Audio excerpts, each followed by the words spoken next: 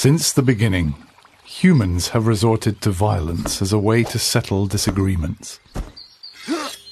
Yet through the ages, people from around the world have tried to limit the brutality of war.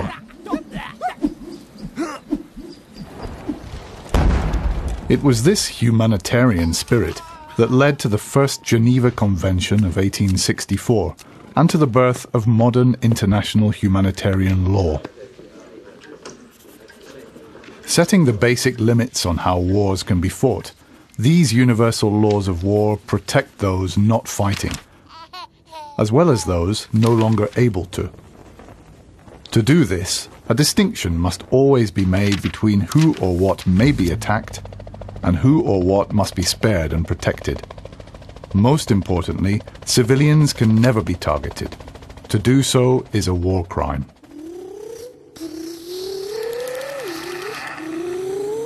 When they drove into our village, they shouted that they were going to kill everyone. I was so scared. I ran to hide in the bush. I heard my mother screaming. I thought I would never see her again. Every possible care must be taken to avoid harming civilians or destroying things essential for their survival. They have a right to receive the help they need.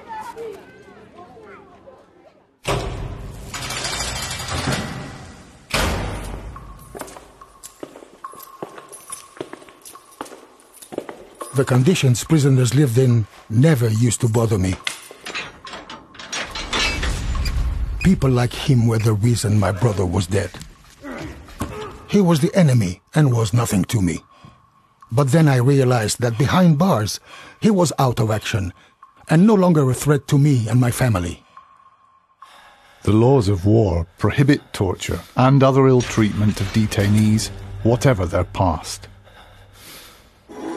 They must be given food and water and allowed to communicate with loved ones.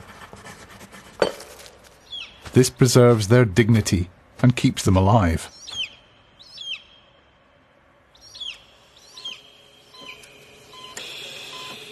Medical workers save lives, sometimes in the most dangerous conditions. Fighters from both sides were wounded in a deadly battle. We were taking them to the nearest hospital. At a checkpoint, a soldier threatened us to treat his men only. We were running out of time, and I was afraid that now all of them were going to die. Medical workers must always be allowed to do their job, and the Red Cross or Red Crescent must not be attacked. The sick or wounded have a right to be cared for, regardless of whose side they are on.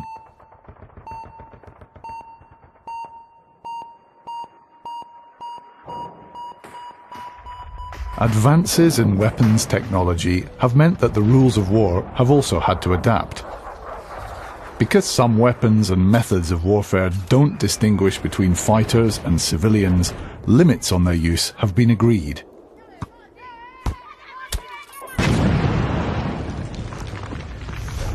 In the future, wars may be fought with fully autonomous robots. But will such robots ever have the ability to distinguish between a military target and someone who must never be attacked?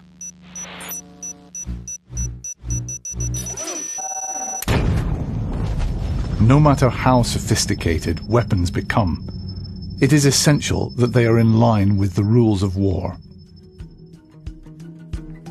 International humanitarian law is all about making choices that preserve a minimum of human dignity in times of war and make sure that living together again is possible once the last bullet has been shot.